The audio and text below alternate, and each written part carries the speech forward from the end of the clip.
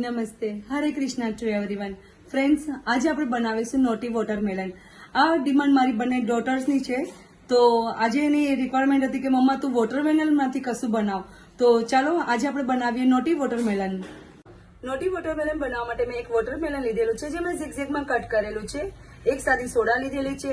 એક નાનું બાઉલ મેં ફુદીનાના પાન, એક બાઉલ જેટલા મેં વોટરમેલનના પીસીસ લીધેલા છે.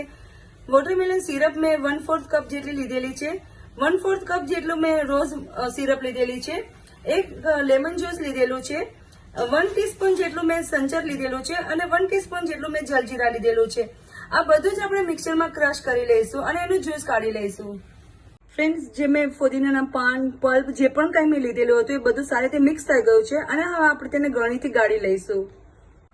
ત્યારબાદ આપણે મેં આ જે જ્યુસ બનાવેલું છે એ આપણે આમાં એડ કરી દઈશું.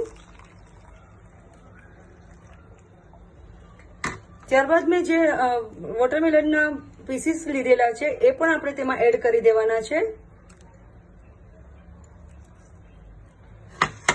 ત્યારબાદ અડધો ગ્લાસ જેટલી સોડા,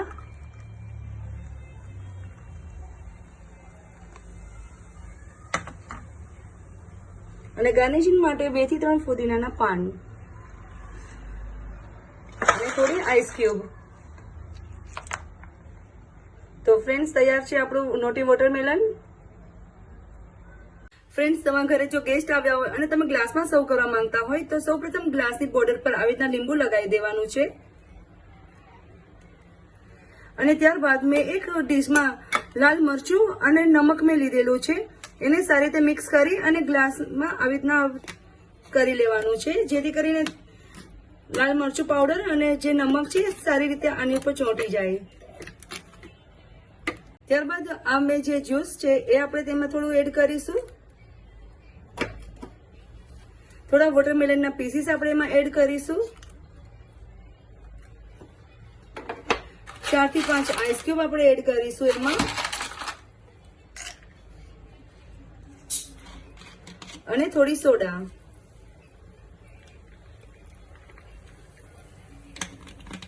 તો ફ્રેન્ડ્સ, તૈયાર છે આપણું નોટી વોટરમેલન, જે ટેસ્ટમાં ખૂબ જ સરસ બન્યું છે. બટ મારી જે ડોટર છે એ તમને કહેશે કે ટેસ્ટમાં કેવું બન્યું છે. વાવ મમ્મા, ઇટ્સ યમી. જો તમને આ રેસીપી ગમી હોય તો મારી મમ્માની ચેનલને લાઈક, શેર અને સબસ્ક્રાઇબ કરવાનું ના ભૂલશો. Thank you.